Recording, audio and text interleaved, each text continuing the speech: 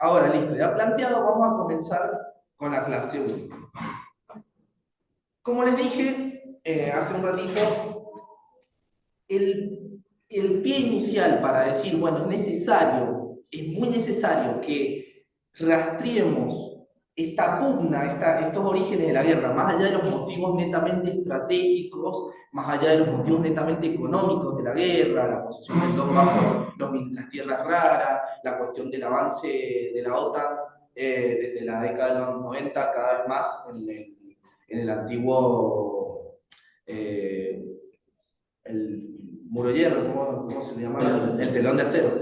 El telón de acero, el avance progresivo hacia otros territorios, hacia cada vez más una Rusia más expuesta, mucho más acorralada.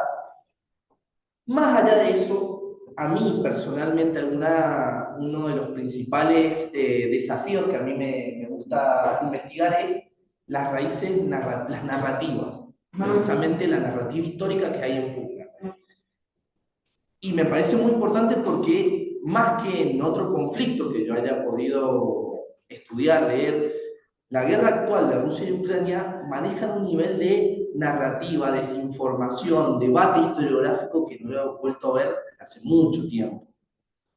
Y precisamente, algo que yo mostré el año pasado en el curso, que fue precisamente, y vamos a ver los dos minutos o tres, que precisamente la entrevista que tuvo Putin con el Tucker Carlson, que es un periodista de la extrema derecha norteamericana, donde Putin, a ver si vamos directamente, donde Putin plantea básicamente algo que ya viene desde el año 2022. De hecho, si uno se mete al Ministerio del Interior de la página oficial de Rusia, hay un artículo de Vladimir Putin del año 2022, enero del 2022, donde él habla donde él ya plantea su visión de la historia. Seguramente aparateado, seguramente con su círculo de historiadores atrás, donde se le plantea que en realidad Ucrania no deberían llamarse ucranianos, sino que son los rusos menores, los grandes rusos, los pequeños rusos y los bielorrusos en conjunto. Y que todos esos pueblos son pueblos hermanos que nunca debieron desunirse, que lo que desune es sobre todo la influencia occidental, en este caso enmascarada dentro de la OTAN. Yo lo voy a dejar escuchar 2 minutos. Es una conversación seria. Tengo entendido que tiene una formación histórica de historiador. Sí, por eso me permitiré entre unos 30 segundos o un minuto para una información histórica. ¿No está en contra de usted? Sí, por favor. Mire, ¿cómo empezaron nuestras relaciones o interrelaciones con Ucrania? ¿De dónde apareció este tema? El Estado ruso empezó a formarse como centralizado y se considera el año de la fundación del Estado ruso es 862, el año cuando se invitó para gobernar al príncipe Rurik de los varegos, de los normanos, en 862 y en 1862 Rusia celebró el milenio de su estado, de su estatidad. En 862, el príncipe Oleg, que era sucesor de Rurik, que de hecho era un regente con el hijo menor de edad, destituyó a los dos hermanos que también tenían parentesco con Rurik y así empezaron a desarrollarse dos centros en Kiev y en Moscovia. Ah, otra fecha muy importante en la historia de Rusia, ah, eh, 978, cuando el hermano de un sucesor de Rurik, empezó a cristianizar a Rusia y así empezó a consolidarse el Estado ruso centralizado.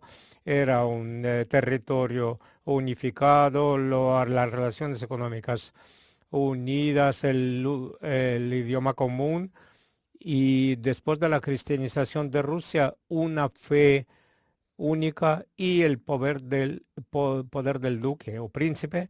Y así empieza el Estado ruso centralizado, pero debido a diversas causas, después de que empezase la sucesión al trono, la Edad Media, Yaroslav el Sabio, un poco más tarde, cuando murió, la sucesión era un poco compleja.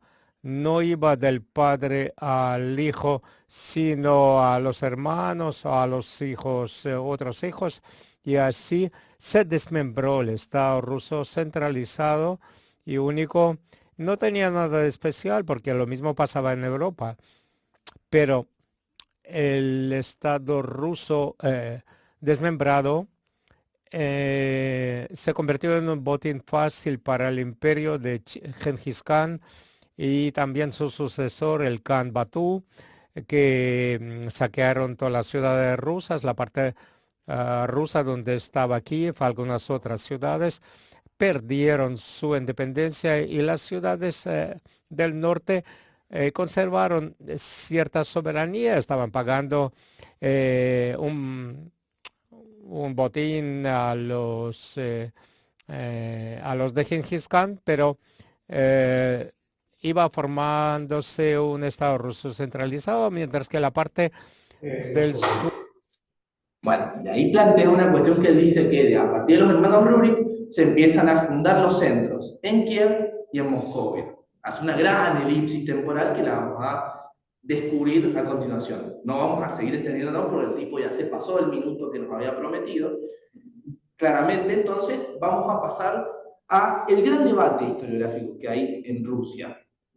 ¿Por qué precisamente yo hablo de un debate? Porque precisamente fíjense que en el año 2014, sí, Vean la entrevista, es buenísima porque le dice dame un minuto y está 30, 35 minutos hablando y le va interrumpiendo el entrevistador. Bueno, pero ya llevamos 10 minutos hablando. Déjame que termine. Pasan 10 minutos más. Déjame que termine. Pero llevamos 20 minutos. No, son 2 minutos nada más. Déjame que termine. Y cualquiera que le guste estudiar política, que le guste estudiar cómo son los líderes, la oratoria, Putin tiene un gran manejo de la escena política y un gran manejo de la discursividad. Y eso es interesante, porque en esa entrevista Putin desplegó, ya sea, vamos a ver si es conocimiento cierto o no, conocimiento histórico cierto o no, pero básicamente Putin puede explayar todos sus argumentos que previamente ya los había escrito en este documento que se los voy a traer el jueves, algo traducido, se los voy a traer, pero está en la página de acceso a él. Fíjense que en el año 2014, creo, me olvidé de... lo tenía a la imagen con la fecha. Creo que en el año 2014 Putin inaugura cerca del Kremlin una estatua gigantesca, monumental de San Vladimir. ¿Por qué? Porque por Vladimir I de Kiev, o San Vladimir también porque ha sido canonizado por la Iglesia Ortodoxa rusa. Él sitúa en una especie de propaganda política a San Vladimir, fundador también, o el que consolidó la Rus como Estado, y a él mismo, Vladimir Putin, como el que nuevamente consolidó a Rusia de las cenizas que estaban en la década del 90. Los ucranianos respondieron a todo esto, no es que se han quedado callados. De hecho, los ucranianos vienen hace por lo menos 15 años llevando a cabo también una política en el plano histórico de tratar de llamar a Rusia no como Rusia, sino como Moscovia. ¿Moscovia en qué sentido? Porque Moscovia representa el pasado bárbaro, el pasado oscuro, medieval, que atrasa el pasado más vinculado a Asia Central, lejos de la perspectiva de un Pedro el Grande que va a fundar San Petersburgo mirando hacia las élites occidentales. del siglo XVIII-XIX. Entonces, hay una estrategia de llamar Moscovia, de hecho, adelante, de hecho, yo sigo un canal porque, como les dije, yo soy bastante aficionado a la guerra de Ucrania, la sigo desde el primer momento, adelante, y es muy gracioso ver, gracioso es decir, humor negro, porque viven comunicados muertes a través de un canal de Telegram que se llama Deep State, donde, bueno, hablan de las actualizaciones. Deep State, que es el medio de propaganda oficial del Estado ucraniano, vive llamando perros moscovitas, no los llama el ejército ruso, no, el ejército moscovita. Y ahora hace poco, hace unos días, Moscú y Minsk oficializaron que van a hacer ejercicios militares conjuntos. Entonces ya pasó a ser, dejó de ser Bielorrusia para ser Bielomoscovia. O sea, ya llegan a un nivel de etiquetar a todo el mundo como moscovitas al que no se... pero se entiende en el contexto de la guerra. Entonces, ya que Putin nos ha dicho que la fundación del Estado ruso empezó en el año 868, vamos a ver qué tan cierto es lo que dice él. Entonces eso nos lleva primero a hablar de qué. En general, los antecedentes son antiguos eslavas, puede ser eslava, entonces... Si vamos o sea, lo que, a ver, imagino yo, lo que es Ucrania, Polonia, todo eso como que pertenecían antes ahora a Rusia, y después se separan. No están así. No están así, pero algo así. Pasa que las tribus eslavas requeriría todo un curso aparte también de hablar de las tribus eslavas. Porque, claro, que son los orígenes. Claro, pero son orígenes tan nebulosos porque no hay testimonios escritos para narrar. O sea, algo que nosotros, no sé quiénes levanten la mano, quiénes son estudiantes de historia acá, o profesores, profesionales en historia, pero bueno, una de las condiciones clave para poder historizar algo, o que sea mucho más sencillo historizar algo, es la presencia de documentos escritos o testimonios escritos. Luego con la arqueología y los otros métodos antropológicos se puede empezar a historizar. Sin embargo, estos pueblos eslavos sufrieron procesos de absorción cultural, fueron conquistados, absorbidos, en un nivel tan temprano en la Edad Media que, bueno, no hay testimonio, es muy difícil rastrear esos orígenes, ya sea a través de, con el lenguaje se podría hacer, ahí escapa a mis conocimientos.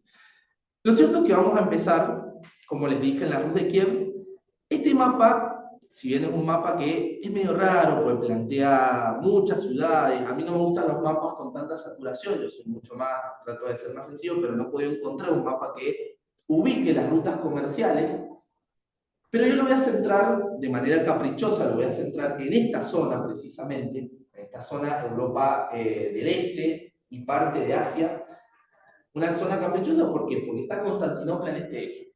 Constantinopla, hacia el siglo IX, X después de Cristo, era el centro económico, cultural y político del mundo antiguo, del mundo medieval. ¿Por qué hablo de esto? No es casualidad, porque vamos a ver cómo la expansión cultural de Constantinopla va a arrastrar buena parte de que se van a ir fundando, los estados medievales que se van a ir fundando en torno a la Rus de Kiev. Acá es importante porque vamos a ver que el foco de la Rus de Kiev va a estar en este centro, entre Kiev, Pereslav, Smolensk, Minsk. Novgorod lo vamos a ver precisamente ya en la segunda hora, pero no es por qué los rusos eligieron esta zona en particular, precisamente por la cantidad de ríos que hacían navegable desde la zona de Escandinavia bajando hasta el Mar Negro. Precisamente esa ruta era conocida como la ruta de los varegos a los griegos.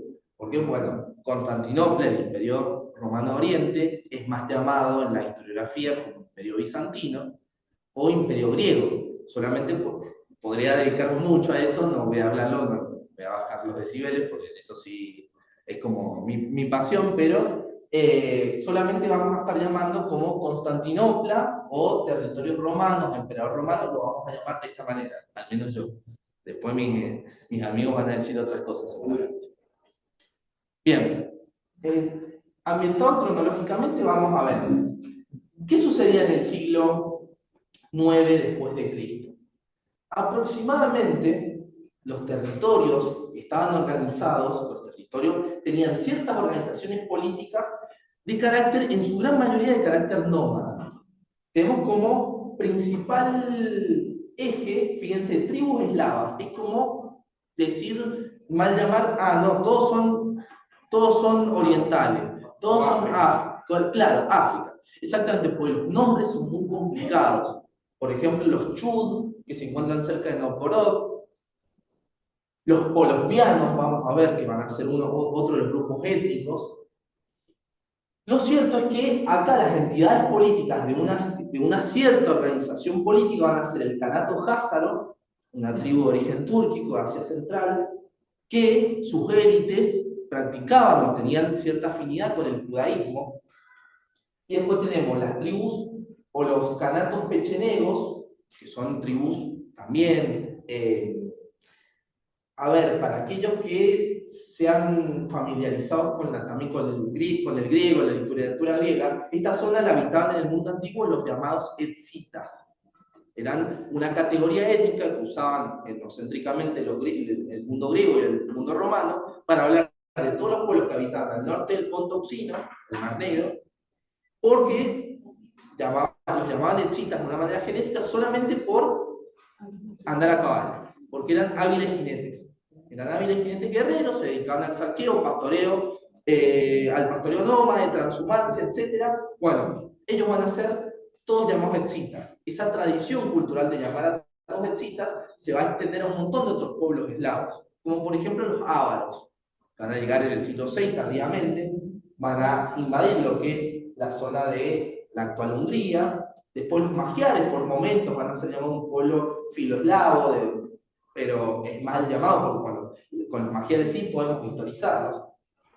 Pero lo cierto es que tenemos después los búlgaros blancos, cuya organización política la vamos a conocer como la Bulgaria del Volga, precisamente porque han centrado toda su organización política en torno al Volga, al río del Volga. Después tenemos como ríos importantes el Donetsk, el río Dnieper, el Oka en el norte, etc. Y vamos a centrar precisamente, fíjense al oeste, en la zona de Escandinavia, en la península de Escandinavia, están todavía etnias que van a ser categorizadas con el nombre de godos. Godos son los primeros pueblos que invaden al Imperio Romano en el siglo IV. Suecos y godos. La denominación que nosotros solemos llamar a esto, o mejor dicho, todos los divulgadores de hace unos 30 años solían llamar a todos los pueblos que habitan Escandinavia con un nombre que se les llamaba vikingos. Eso eran los vikingos. Los vikingos eran pueblos que habitaban en Escandinavia, organizaban saqueos, siempre eran vistos como el terror de los cristianos, demonizados, etc. Ha habido todo un revisionismo, un nuevo estudio sobre las sagas escandinavas. Y acá tenemos que encontrarnos con que el proceso que van a realizar de poblamiento y conquista estos pueblos que vamos a llamar con el nombre de varegos, van a ser muy similares a los que van a llevar a cabo los normandos en la zona de las Islas Británicas y en la zona de Normandía, precisamente. Los hombres del norte van a ser los que logren invadir. ¿Por qué vamos a decir esto? Porque van a invadir, primero, la zona de lo que es esto era Pomerania, lo que va a ser luego Prusia Oriental, la zona de los países bálticos, y van a dirigirse, por un lado, a Novgorod, que ya era un asentamiento, había ciertos núcleos poblacionales en torno a Novgorod, en torno a Kiev, pero núcleos poblacionales hablamos de aldeas difusas, sin entendamos que no se las podría categorizar todavía de ciudades como las conocemos, con un centro cívico ceremonial, con una zona de culto, eran más que nada tipo lugares de reunión, cacicazgos, etc. Algunos varegos van a invadir hacia Novgorod, otros se van a adentrar más hacia la zona, hacia el este, después van a fundar Vladimir, Suzdal, por ejemplo, y otros van a llegar hasta Kiev, siempre usando los ríos.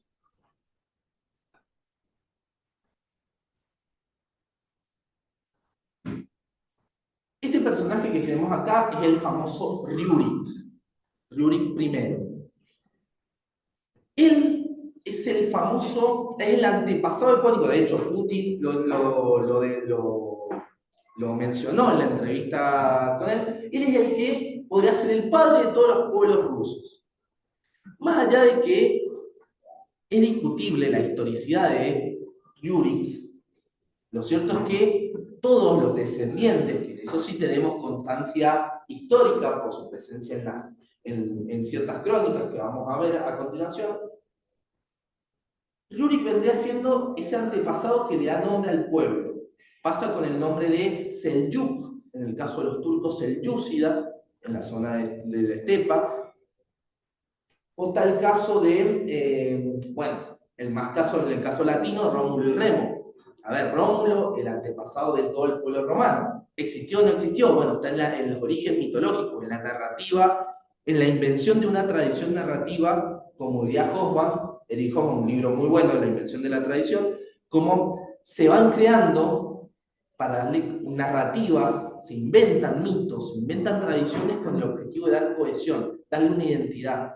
Por eso es importante estudiar por ahí historia. Siempre que mis alumnos me preguntan en la escuela, ¿y para qué estudiamos eso? Lamentablemente se ha perdido esa identidad. Por más que, o sea, por eso los refuerzos positivos de un San Martín, y hacer actos, y conmemorarlo, y difundir a San Martín, es un refuerzo positivo para la narrativa que uno tiene como Estado, como país, como pueblo. Esta es una pintura de fines del siglo XIX, los varegos en la Rus de Kiev, por Nicolás Roerich. Fíjense que tienen toda la estirpe de los vikingos escandinavos, tipo Eric el Rojo, llegando a Groenlandia, tipo los normandos de Rollo, invadiendo precisamente el norte de Francia. Harald Hardrada es otro de estos vikingos, por así decirlo. Ya que nos encontramos con una de las primeras fuentes escritas con las que se puede trabajar. En el Drake que vamos a crear, les voy a subir la traducción de esta es la crónica primaria rusa, o la crónica de Néstor, también la pueden encontrar, el que le interese el tema lo pueden comprar al libro, también es difícil encontrarlo, pero se llama Crónica de los años pasados. Este es el códice Radziwiłł del siglo XV, y que plantea lo siguiente, y lo vamos a leer muy brevemente. Bueno, en el año 6367, acá se sigue una cronología ortodoxa, donde el comienzo del mundo comenzó hace 5000 años, mejor dicho, ahí en ese sentido sería 5000 antes de ese presente. Los varegos, viniendo del más allá, recaudaron tributo de los judos y de los eslovenos, otros pueblos eslavos, y de los merjos y de todos los cribicos, y los recaudaron tributo de los polyanos y los septianos, y de los játicos. Recaudaron una ardilla blanca por hogar, denominación, ahí hacemos una referencia al comercio de pieles muy importante en estas zonas. En el año 6370, es decir, el año 862, expulsaron a los varegos al otro lado del mar y no les pagaron tributo, y empezaron a gobernarse a sí mismos. Y no había justicia entre ellos y se levantó clan contra clan. Hubo guerras intestinas y empezaron a luchar entre sí. Entonces se dijeron entre sí, busquemos a un príncipe que nos gobierne y que nos dirija según la ley. Y fueron al otro del mar, de los varegos a los rus, porque estos varegos se llamaban rus, igual que otros se llaman suecos, otros normanos, otros anglos y otros godos. Pues así también estos le dijeron a los rus, los judos, los eslovenos, los cribicos y los besos, nuestra tierra es grande, por eso lo resalté ahí, nuestra tierra es grande y fecunda, pero no hay orden en ella, venirá a reinar y a gobernarnos. Y se eligieron a 3 hermanos con sus clanes y se los llevó consigo a todos los rus. Primero construyeron en madera la ciudad de Ladoga, cerca del lago de Ladoga, y se estableció el mayor en Ladoga, Riurik, o Jurik, y el segundo, Sineusa en Velocero, y el tercero, Trubor en Isports. Y de estos varegos dio su nombre a la tierra rusa. Acá está el origen del mito que plantea Putin. Acá está el origen. Son los rus porque los varegos, estos varegos se llaman rus, y a su vez le dan origen y sentido y el nombre a las tierras que van a gobernar posteriormente. Acá les he puesto un mapita con todos los nombres de las tribus, eslovenos, Krivichi, los Merga, los Beatici, Severiane, Wilchi, acá están los cázaros, los búlgaros del Volga, los Dregovici. Como ven, son muchos pueblos que sí se conoce su nombre, pero no se conoce su historia. O sea, no sabemos en qué momento desaparecieron, en qué momento se fusionaron, cuáles son sus procesos de etnogénesis, no los conocemos. Pero más allá de esto, vamos al trasfondo mitológico. Esto es el mito. Ahora bien, ¿qué dicen los investigadores y los historiadores acerca de este mito? Si corremos de lado eso, podemos decir que en estas zonas ciertos clanes, allende al mar, en la zona de Escandinavia, hacían correrías, saqueos, razzias, como se conoce, en busca de botín, esclavos, entre las tribus eslavas desorganizadas, en bandas, tal como se lleva a cabo si uno ve la serie Vikingos, por ejemplo, no sé si está en Netflix, o ve la saga, siempre son ni siquiera ejércitos, bandas de entre 30 y 50 hombres, saquean lo necesario, lo incendian y se vuelven. Bueno, es el mismo proceso similar. Se compartían eso, se saqueaban los territorios, pero posteriormente deben haber pensado algunos príncipes, algunos jefes de clan, y si nos instalamos y recaudamos el tributo de manera más organizada, empezamos a explotar más eficiente las tierras, y así de alguna manera había que buscar la forma, porque que los pueblos eslavos hayan expulsado primero a los varegos y después, ante tal desorganización, nos hayan invitado, y bueno, ahí hay una incoherencia, por lo menos, cuando menos una incoherencia, donde se tenía que justificar de alguna manera el regreso de los varegos ya en posición de conquistadores. Este mapita, sacado de una página muy buena que hace mapas del orden mundial, establece los territorios que van a ser de alguna manera controlados por este conglomerado que se va a llamar la Rus de Kiev. Los principales principados van a ser precisamente Kiev en el corazón, Smolensk, Chernigov, Rostov, Suzdal, después va a ser Vladimir Suzdal. Fíjense en Novgorod, que es el principado, y voy a hacer énfasis en la palabra principado, no república, ya van a ver por qué. Pero de todas formas es una extensión cuando menos engañosa, al menos en el caso de Novgorod, que es el caso que más he estudiado en profundidad.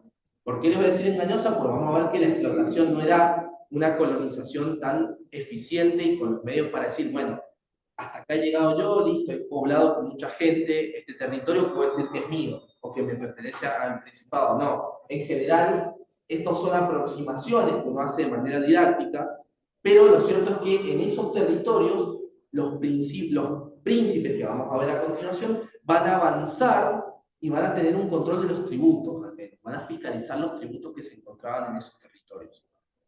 O sea, podemos decir que el área que controlan ellos es hasta donde ellos pueden ejercer la coacción necesaria para recaudar los tributos sobre las tribus.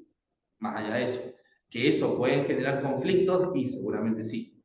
Acá es otro personaje que mencionó Vladimir Putin en su entrevista, Oleg de Novgorod, que va a ser el real fundador de la Rus de Kiev, porque va a ser el que se instale en el caserío, en los asentamientos, en los primeros asentamientos, que va a ser una protociudad que va a ser Kiev, y ahí se va a asentar su residencia, va a fundar su fortaleza, la va a amurallar con madera, y va a dotar de una cierta organización a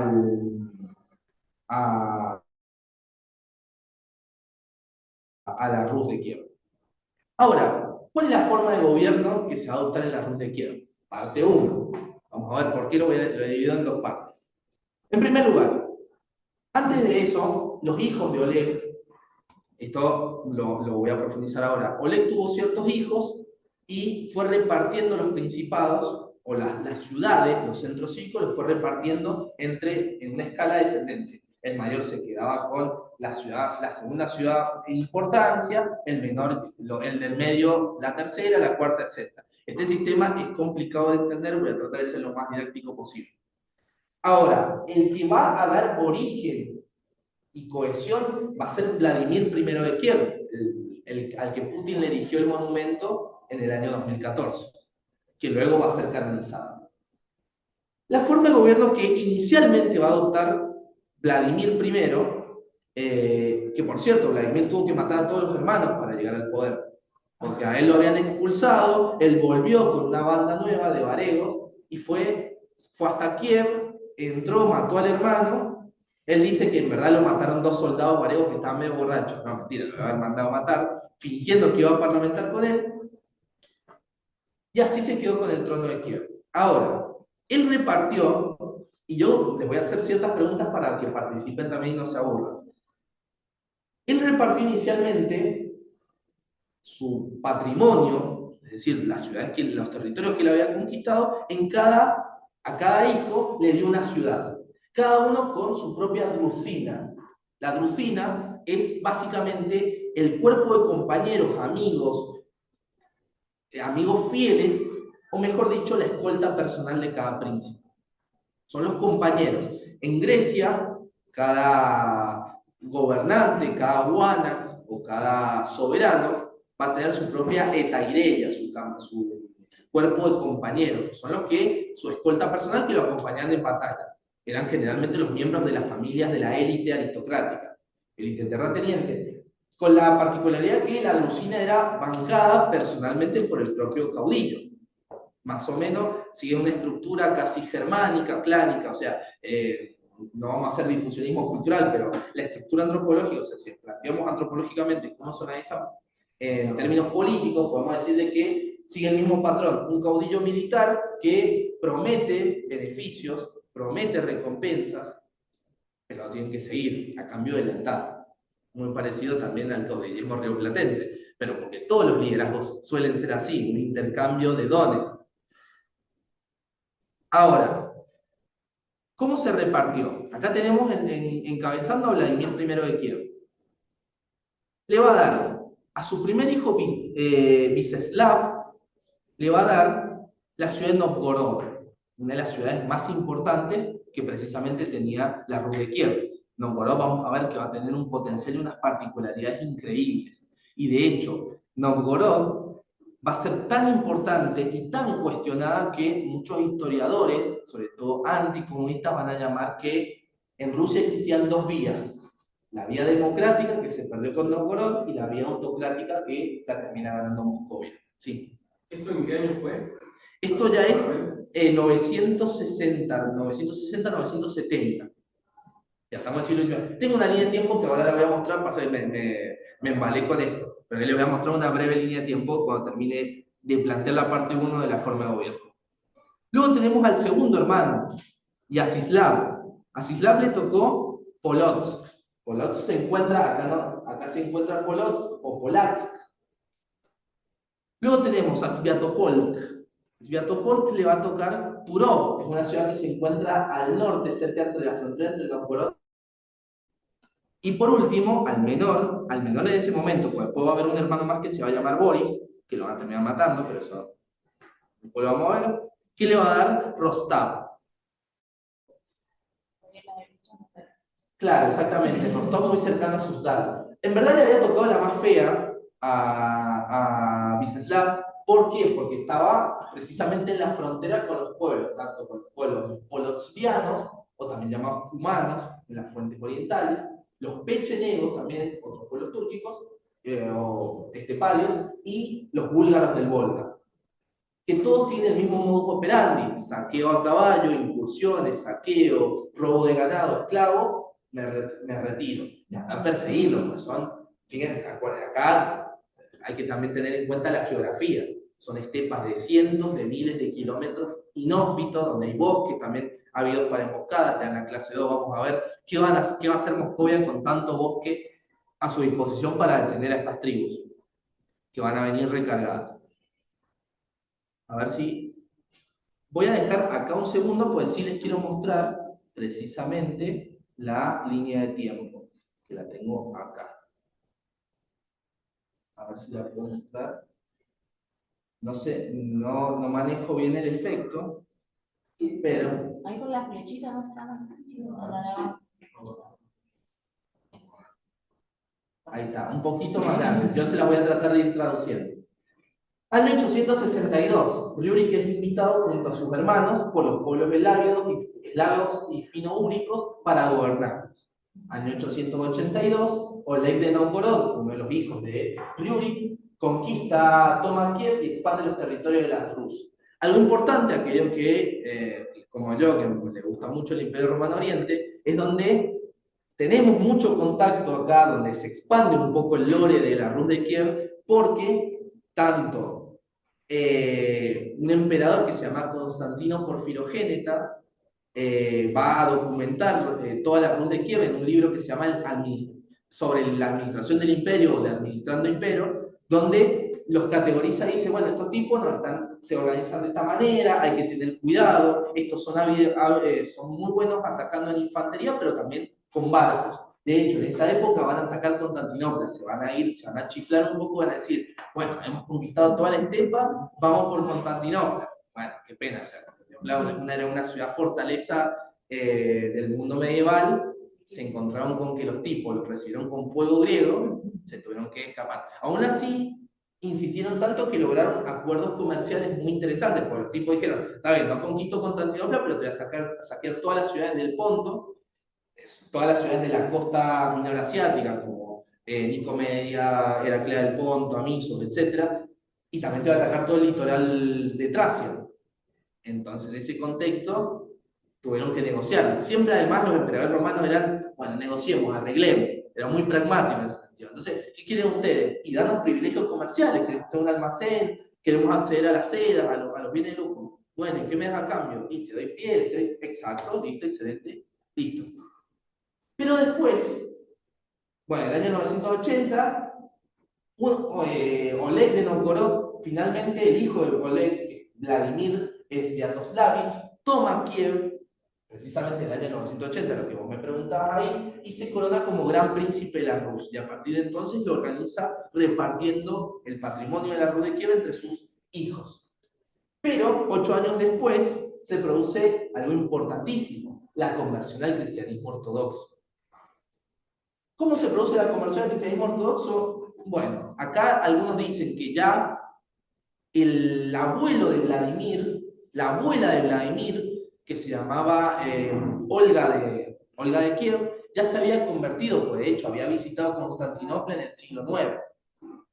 Ahora bien, más allá de que deba haber existido ya una difusión del cristianismo oriental, de la ortodoxia en estas zonas, lo cierto es que hay una serie de circunstancias por las cuales la Rus de Kiev toma el camino de la ortodoxia constantinopolitana, bueno, se va con el catolicismo romano. ¿Cuál es eso?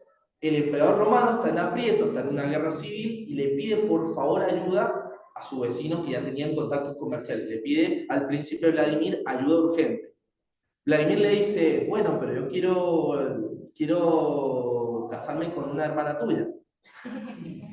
¿Por qué? Porque eso te daba prestigio. Era la hermana del emperador romano, sangre real.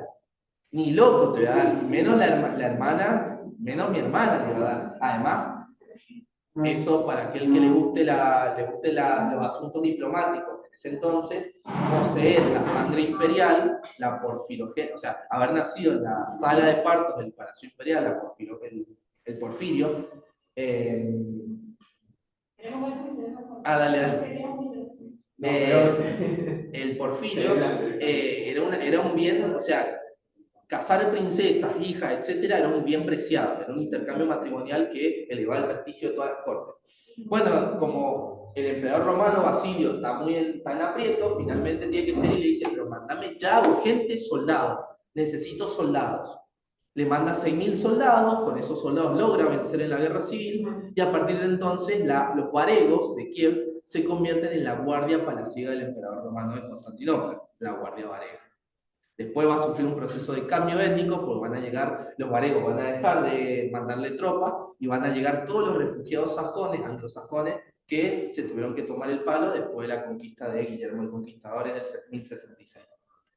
Lo cierto es que inmediatamente cuando Vladimir acepta, porque le dice, está bien, yo te doy a mi hermana, pero te tenés que convertir al cristianismo. Vladimir acepta. Puso condiciones, que el emperador siempre te ponía condiciones. Y el emperador logró eso, inmediatamente le dijo, y además te voy a mandar un metropolitano en Kiev.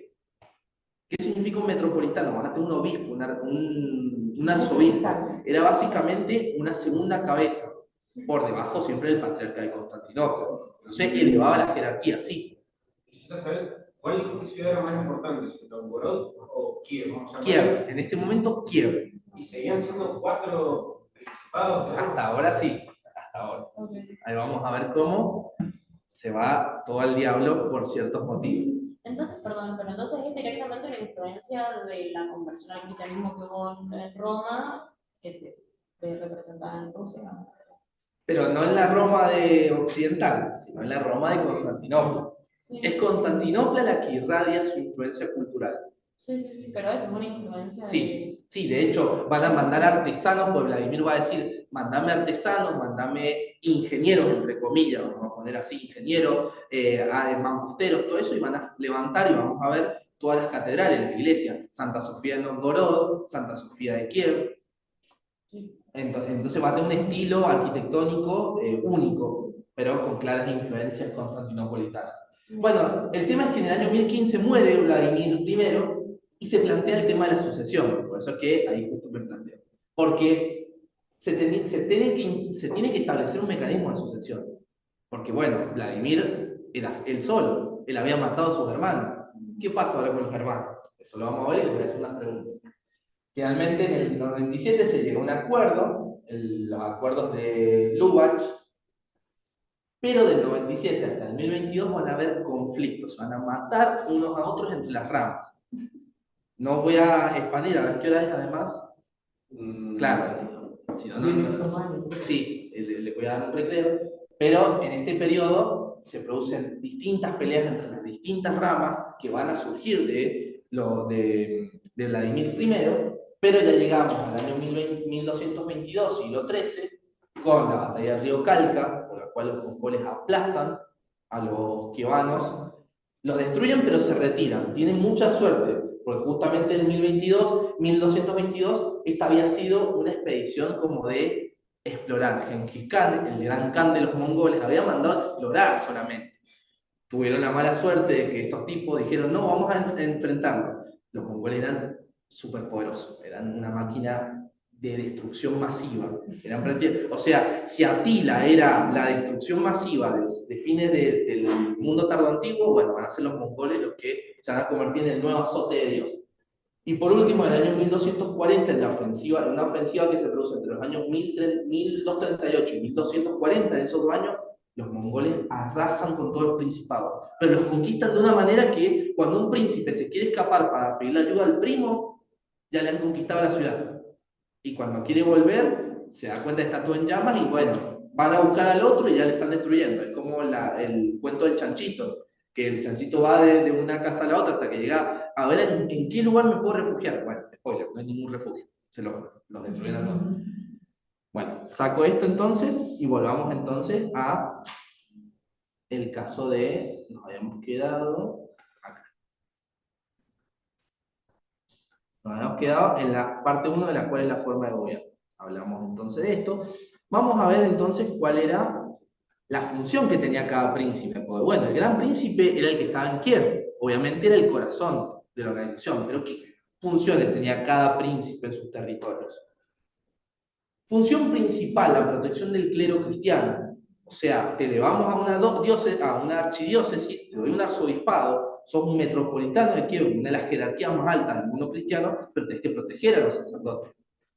Porque son los sacerdotes tu apoyo espiritual, los que legitiman tu poder. De hecho, cuando en una época donde el cristianismo era muy presente en la vida cotidiana de todas las personas, los príncipes decían, bueno, pero yo no puedo castigar porque estoy matando a alguien. Entonces estoy cometiendo un pecado. Pero el clero les dice, no, pero Dios te ha dado el poder para que vos ejecutes con los actos de justicia. Y si tenés que matar, tenés que matar, porque estás haciendo un bien. Entonces es el clero el que justifica y legitima muchas medidas que parecerían pecaminosas para el mundo cristiano. Otra cosa es que cada príncipe es el jefe militar y administrador de la frontera. Tiene que velar para proteger los territorios, de que no sigan avanzando los otros pueblos de la periferia, pero sobre todo tienen que recaudar los tributos. Ellos son los encargados de recaudar el tributo. un 10%, un diezmo de los tributos tienen que ir a parar a Kiev, al Gran Príncipe.